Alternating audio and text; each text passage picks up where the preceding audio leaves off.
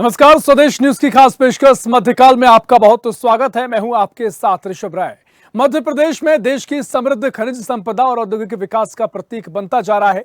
मध्य प्रदेश भारत के खनन और खनिज क्षेत्र में अपनी श्रेष्ठता को लगातार साबित कर रहा है, जिससे उल्लेखनीय उपलब्धियां और भविष्य की संभावनाएं सामने आ रही हैं, जो महत्वपूर्ण औद्योगिक विकास और आर्थिक प्रगति को प्रोत्साहित करेंगी। मध्य प्रदेश में जल्दी ही aluminium, laterite, bauxite, metal, diamond, gold, limestone, manganese के 33 ब्लॉक की नीलामी होने जा रही है और इसी प्रकार 17 कोल ब्लॉक के ऑक्शन भी प्रक्रिया में है। प्रमुख खनिजों के 20 ब्लॉक ऑक्शन की प्रक्रिया में है। इनमें manganese, diamond, bauxite, laterite, gold, base metal और लाइमस्टोन है। इस दृष्टि से मध्य प्रदेश में खनिज संपदा में निवेश की बहुत ज्यादा संभावनाएं बनी हुई हैं। पिछले साल एक साथ 51 ब्लॉक का ऑक्शन हुआ था, जो अब तक का सबसे बड़ा रिकॉर्ड रहा है। मध्य प्रदेश देश का चौथा सबसे बड़ा कोयला उत्पादक राज्य भी है। यहां सिंगरौली, सीधी, छिंदवाड़ा, बैतूल, शहडोल, अनूपपुर, उमरिया और नरसिंहपुर भरपूर कोयला भंडार के क्षेत्र हैं। कोयले का उपयोग थर्मल पावर प्लांट्स और कोल गैसिफिकेशन प्लांट्स में होता है। इनसे संबंधित उद्योगों के लिए निवेश की भरपूर संभावनाएं हैं और इसी प्रकार चूना पत्थर का भी प्रदेश में भरपूर भंडारण है। यहां रीवा, सतना, सीधी, मैहर, दमोह, कटनी, पन्ना, धार और नीमच में भरपूर भंडार मिलता है। देश के कुल लाइमस्टोन भंडार का 9% मध्य प्रदेश में आता है। इस दृष्टि से सीमेंट उद्योग के लिए भी मध्य प्रदेश एक आदर्श निवेश स्थान है। यहां जो लॉजिस्टिक क्षेत्र में सुधार हुआ है, इस दृष्टि से भी मध्य प्रदेश से देश के सभी राज्यों का संपर्क बेहतर हो गया है। देश में उपलब्ध डायमंड भंडार का 90% मध्य प्रदेश में पाया जाता है। यानी जो देश भर में जो डायमंड का भंडारण है, उसका 90% सिर्फ मध्य प्रदेश से आता है। यह अकेले पन्ना और छतरपुर में है और इस दृष्टि से यहां डायमंड बिजनेस पार्क और कंपोजिट लाइसेंस के लिए 5 ब्लॉक की पहचान की गई है। इसके साथ ही पूरा मध्य प्रदेश लगभग पूरी तरह से खनिज संपदा से भरा पड़ा है। मुख्यमंत्री डॉक्टर मोहन यादव कहते हैं कि मध्य प्रदेश अब खनिज संपदा में निवेश के अवसर तलाशने जा रहा है, जिससे देश की समृद्ध खनिज संपदा और औद्योगिक विकास का प्रतीक मध्य प्रदेश बन सके। मध्य प्रदेश सरकार का उद्योग और रोजगार सृजन पर फोकस है, ध्यान है और उसी के तहत रणनीति बनाई जा रही है। सरकार काम कर रही है। प्रदेश औद्योगिक निवेश के क्षेत्र में नई पहचान स्थापित कर रहा है। इस दिशा में लगातार भ्रमण और उद्योगपतियों से संवाद के प्रतिफल में एक समृद्ध औद्योगिक परिवेश प्रदेश में नजर आ रहा है। इसी पर चर्चा करेंगे। पहले कुछ प्रतिक्रियाएं वो आपको सुना देते हैं। मध्य प्रदेश की भूमि इस मध्य प्रदेश की जनता के लिए केंद्रित है, विकास की तरफ केंद्रित है। यहाँ औद्योगिकरण को तेजी लाने की तरफ लिए और इसके अलावा खनिज में भी बढ़ावा देने के लिए। इससे हम रोजगार भी सृजन करेंगे और यहाँ की अर्थव्यवस्था को भी बुलंद करेंगे। और मैं साधुवाद देती हूँ कि इनकी निरंतर नवाचार की योजनाएं, इनकी जो अथक मेहनत और प्रयास है और जो ये सुविधाएं दे रहे हैं औद्योगिक विकास के लिए, वो महत्वपूर्ण है। क्योंकि single window, ease of opening businesses, ease of operating और तमाम जो कानून और जमीन की व्यवस्था दे रहे हैं, उससे निश्चित रूप से मध्य प्रदेश का विकास ही नहीं होगा, परंतु यहाँ आम जनमानस को भी बहुत लाभ पहुंचे। कौन से औद्योगिक निवेश में बढ़ोतरी हो रही है? अभी पिछले साल की रिपोर्ट ये है कि देश में 100 रुपए आया निवेश, तो उसमें 30 पैसे मध्य प्रदेश का अंश रहा। 20 साल के शासन में भारतीय जनता पार्टी ने तो ऐसा कोई भी निवेश का काम नहीं किया। मैं सवाल करता हूं कि 70 मॉडल कार के आते मध्य प्रदेश में कौन सी बनती है? जरा मोबाइल के इतने मॉडल आते मध्य प्रदेश में कौन सा मोबाइल बनता है? इस बात का जवाब क्यों नहीं देती भारतीय जनता पार्टी कि उन्होंने किया क्या है मध्य प्रदेश में औद्योगिक के मामले में? तो औद्योगिक निवेश में लगातार तस्वीर मध्य प्रदेश की बदल रही है। उद्योग लगातार स्थापित हो रहे हैं और खनिज संपदा को लेकर भी मध्य प्रदेश सरकार नए अवसर तलाशने में जुटी हुई है। इसी पर हम चर्चा करेंगे। मेहमान हमारे साथ जुड़ गए हैं भारतीय जनता पार्टी से डॉक्टर वाणी आहलूवालिया जी हमारे साथ जुड़ गए हैं। वाणी जी, बहुत स्वागत है आपका स्वदेश न्यूज में। और साथ ही कांग्रेस से आनंद जन कासलीवाल जी जुड़ गए हैं। आनंद जी, बहुत स्वागत है आपका स्वदेश न्यूज में। वाणी जी, पहले मैं आप ही के पास आऊंगा। जिस तरीके से निवेश का सिलसिला लगातार मध्य प्रदेश में अभी तक देखने को मिला है, अब खनिज संपदा के क्षेत्र में भी लगातार अवसर तलाशे जा रहे हैं और रोजगार में इसमें वृद्धि भी होगी और इसको लेकर भी निवेश अब सामने आने की पूरी संभावना नजर आ रही है और अभी तक तस्वीर दिखाई दी है। क्या खुद सरकार की खनिज संपदा को लेकर रणनीति है, नीति है और आगे क्या आप सरकार ने इस क्षेत्र के लिए सोच रखा है और किस तरीके से आप जनता को समझाएंगे? कम से कम चर्चा के जरिए जनता काफी ध्यान से इस चर्चा को सुनती है, देखती है। क्या कुछ सरकार की योजना आगे के लिए है? वाणी जी, आवाज आ रही है आपको? जी जी, आपकी आवाज पहुंच पा रही है जी, हाँ जी। मैं सबसे पहले तो आपके दर्शकों को नमस्कार करना चाहूंगी और मेरे साथ इस पैनल डिस्कशन में जो जुड़े हैं सबको प्रणाम करती हूँ।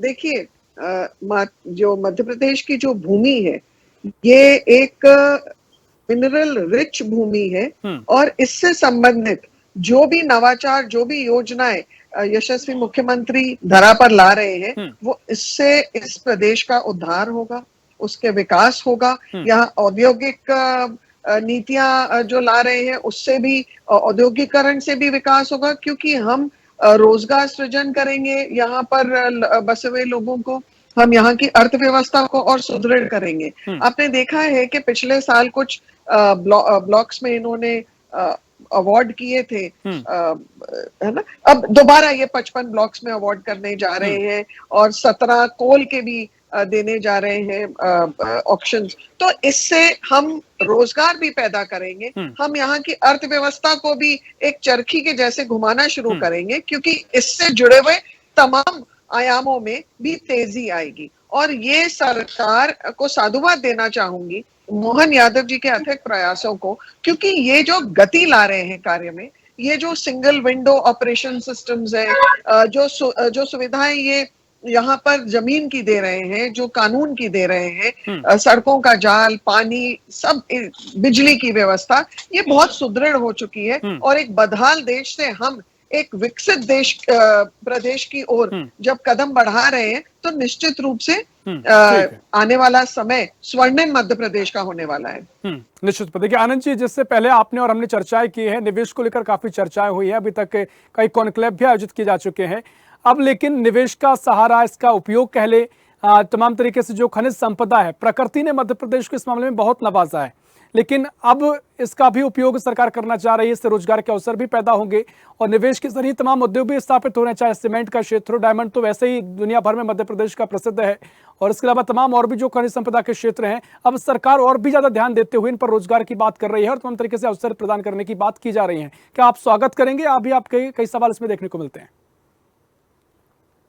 नहीं, ये जो प्रक्रिया है सरकार जो अपना रही है, और ये जितने आप डोलामाइट मिनरल के जो बता रही है, आज से थोड़ी है। जब से मध्य प्रदेश बना है और जब से मध्य प्रदेश और छत्तीसगढ़ ज्वाइन भी था, जब बड़ा मध्य प्रदेश भी था, उसके बाद 2 हिस्से में, तो ये सब mines, minerals, diamonds, dolomite, graphite, ये तो शुरू से अवेलेबल है मध्य प्रदेश के पास। और आज से नहीं, पिछले कई वर्षों से ये सप्लाई होता है, लोग खरीद के बेचते हैं और बिजनेस अपना करते हैं। तो इसमें सरकार का क्या रोल है? सरकार से मार्केटिंग करने की बात कर रही है। अरे ये तो रूटीन में है प्रक्रिया। आज से थोड़ी है, 50 वर्षों से, जब से मध्य प्रदेश का सृजन हुआ है, तब से ये माइंस के लिए मध्य प्रदेश जाना जाता है। तो ये प्रक्रिया ऐसा तो ही नहीं कि आज सरकार मोहन यादव जी आज कर रहे हैं तो आज ही हो रही है। ये प्रक्रिया तो सतत प्रक्रिया है। तो इसमें ये सिर्फ बताना चाह रहे हैं कि हम इतना कर रहे हैं, तो फर्क है करने में और बताने में। तो ये एक रूटीन प्रक्रिया है, इससे कोई प्रदेश का भला होने वाला नहीं है। कांग्रेस पहले से ये जो कार्य चल रहा है, बिजनेस लोग कर रहे हैं, व्यापार कर रहे हैं, अपने मिनरल्स खदान में से निकाल के बेच रहे हैं, वो रूटीन प्रक्रिया है। तो उसमें मेरे को नहीं लगता कि मोहन यादव जी या भारतीय जनता पार्टी को विशेष प्रयास कर रही है। एक विशेष प्रयास जरूर है कि ये जितनी भी मेरे ख्याल से ये मेरी निवेश को लेकर 10वीं डिबेट है मीडिया पे। तो मेरे को तो यही नहीं समझ में आता कि डिबेट ज्यादा हो रही है और इन्वेस्टमेंट कम हो रहा है। ये है सरकार की हकीकत। तो इस पे भी थोड़ा चिंतन होना चाहिए कि हर मीडिया डिबेट तो कर रहा है ब्लॉक वाइज की, ब्लॉक में यहाँ हुआ, ये हुआ, ऐसा हुआ, उसके फिगर्स कहाँ है, कन्वर्ट कितने हुए, उसका कोई आंकड़ा आज भी अवेलेबल नहीं है, क्योंकि इसीलिए हम आज भी डिबेट ही कर रहे हैं। ठीक है वाणी जी, मुझे लगता है इसकी बेहतर प्रतिक्रिया देंगी। वाणी जी, डिबेट ज्यादा हो रही है कांग्रेस के नजरिए से, और जो कहें कि आउटपुट निकलना चाहिए वो उतना नहीं निकला है, कांग्रेस से कह रही है, और साथ ही वो कह रहे हैं कि ये रूटीन प्रक्रिया है। क्या विशेष आपके प्रयास है? थोड़ा मैं चाहूंगा जनता जो देख रहे हैं उनको समझाया जाए। जी, एक्चुअली जैन साहब ये समझ नहीं पाते हैं, डिबेट्स तो मीडिया कराती है, भारतीय जनता पार्टी की सरकार है तो सरकार एडमिनिस्ट्रेशन और बाकी की प्रक्रियाएं कराती है, डिबेट आप लोग कराते हैं। तो इनको ये भी स्पष्ट कर दूं कि जब ऑक्शंस होते हैं तो ऑक्शंस की संख्या बढ़ाई जाती है, जिससे कि और रोलिंग पैदा हो, जिससे कि और वॉल्यूम पैदा हो। ये बात जैन साहब को समझनी पड़ेगी, इसकी इकोनॉमी समझनी पड़ेगी कि जब हम क्वांटिटी बढ़ाते हैं तो क्वांटिटी बढ़ने से भी इकोनॉमी को ही एक धक्का मिलता है, एक आगे प्रोपेल मिलता है।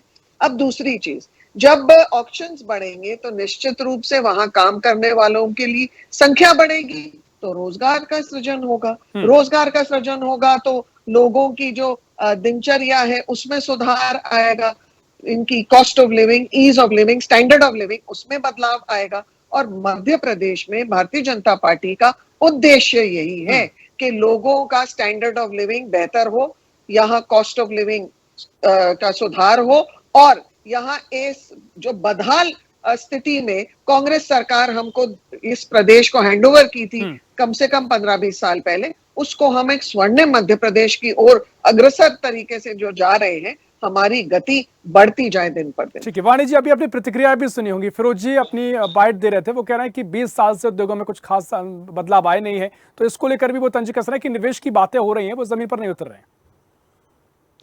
अगर जमीन पर नहीं उतर रही है तो मुझे लगता है इन लोग उन्हीं सड़कों पर अपना यातायात करते हैं जो सड़कों का निर्माण हुआ है, वहां पर उनको यही दृश्य दिखते हैं कि हॉस्पिटल्स बन रहे हैं, इंफ्रास्ट्रक्चर डेवलपमेंट हो रहा है, सड़कों का जाल बेहतर हो रहा है। हम ये भी देख रहे हैं कि बिजली और पानी की सुविधा में कितना विस्तार हुआ है। 20 साल पहले हमारा पूरा प्रदेश जनरेटर्स के आधार पर हम लोग घर पे भी यूज करते थे, आपको भी ध्यान होगा, बिजली नाम की चीज नहीं थी, ना सड़कें थी।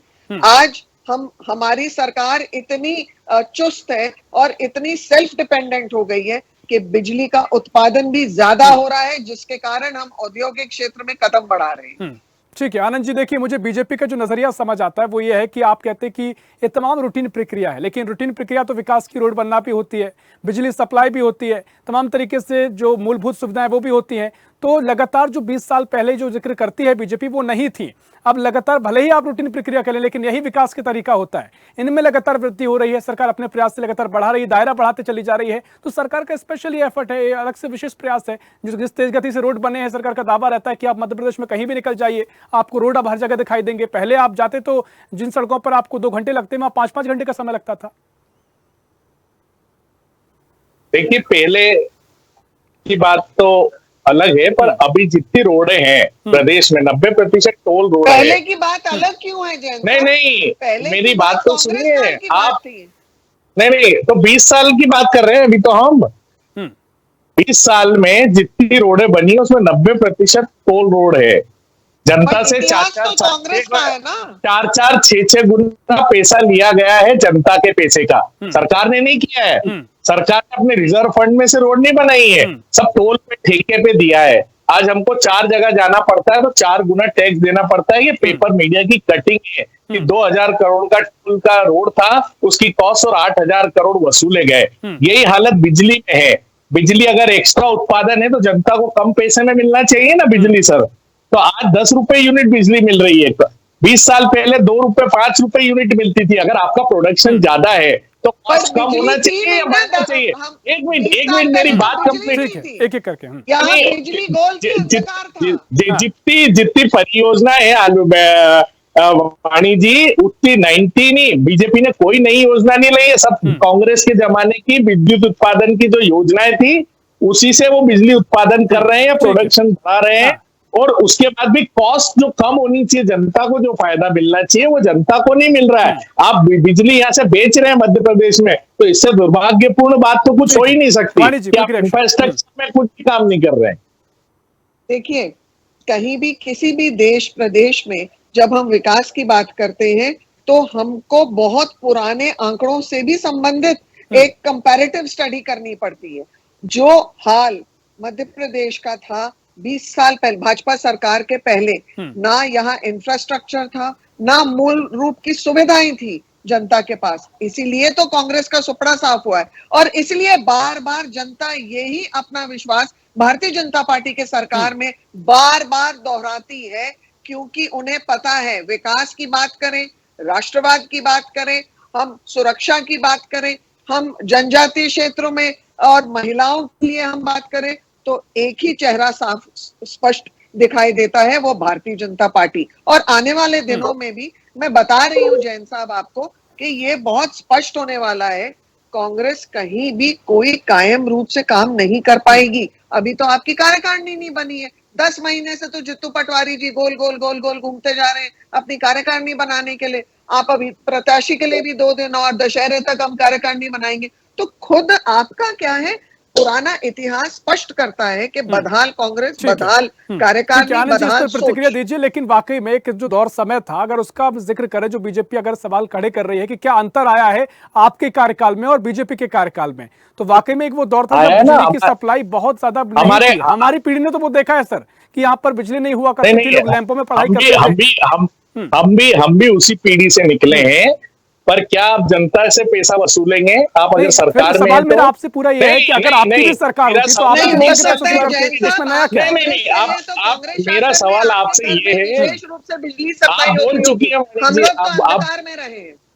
आप बोल चुके हैं वाणी जी, बोल चुके हैं 20 साल पहले मैं भी 22 साल का था, आज 20 साल बड़ा हो गया हूं, तो बहुत सारी चीजें बदली है पर किस कॉस्ट पे? कि आपने जनता से पैसा लिया है, सरकार ने कोई एफर्ट्स नहीं किए हैं। मैंने लिया और पैसा तो अगर आपकी भी सरकार होगी तो आप भी जनता से पैसा ही लेंगे। पूरी बात आप सुनिए, या तो आप बीच में मत इंटरप्ट कीजिए। नहीं, मैं नहीं रोक रहा आपको, लेकिन कोई भी सरकार जनता के पैसे से चलती है।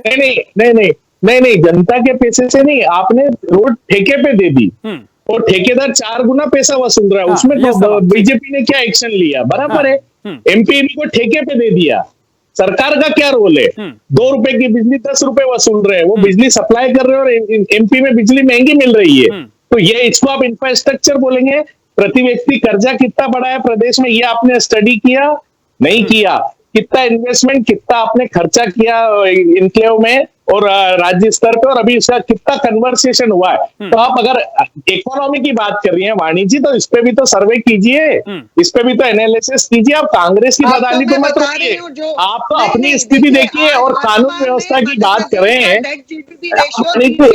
आसपास है जो रिजर्व बैंक ऑफ इंडिया ने उसको शाबाशी दी है, क्योंकि कांग्रेस शासित प्रदेशों ने तो आपने दिवालिया घोषित किया अपने आप को, आप तो पेंशन तक रोक रहे हैं। दूसरी चीज आप ये बात कर रहे हैं,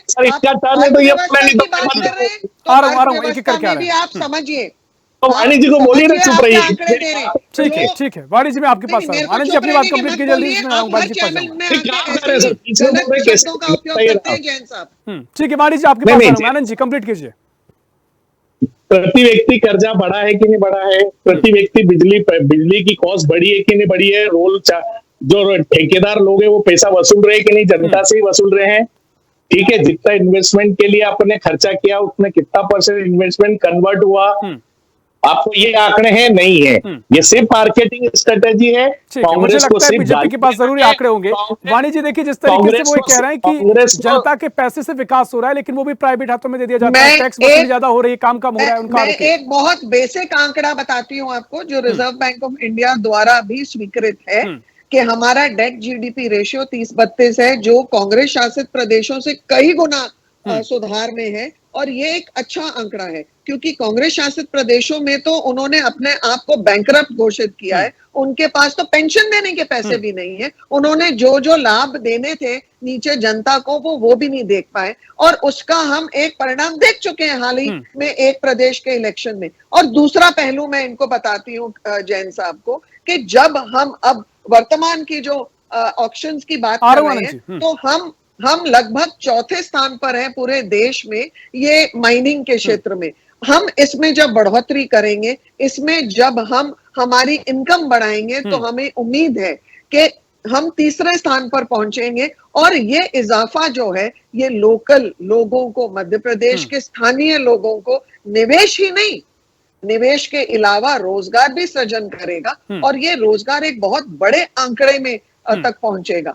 तो निश्चित रूप से अगर हम पर कैपिटा इनकम की बात करें, हम कॉस्ट ऑफ लिविंग की बात करें मध्य प्रदेश में, ये एक आकर्षक स्थान है क्योंकि यहाँ कॉस्ट ऑफ ऑपरेशंस भी कम है, कॉस्ट ऑफ लिविंग भी कम है बाहर दूसरे प्रदेशों की अपेक्षा, और इसके कारण जो बुनियादी ढांचा एक औद्योगिक क्षेत्र के लिए होना चाहिए उसको यहाँ एस्टेब्लिश करने में सुविधा मिलेगी। जो नवाचार मोहन यादव की सरकार ने किए हैं, सिंगल विंडो लेबर लॉज का जो बहुत सिंप्लीफिकेशन किया है, जो बिजली पानी की व्यवस्था है, जो लैंड ऐसा डिबेट में इनको ही बोल दीजिए, आप तो कोई मतलब नहीं है, समय चले जाएगा। मैं एक एक कर कह रहा हूं, आपको भी उतना ही समय दिया है, ठीक है आनंद जी, विचलित मत होइए।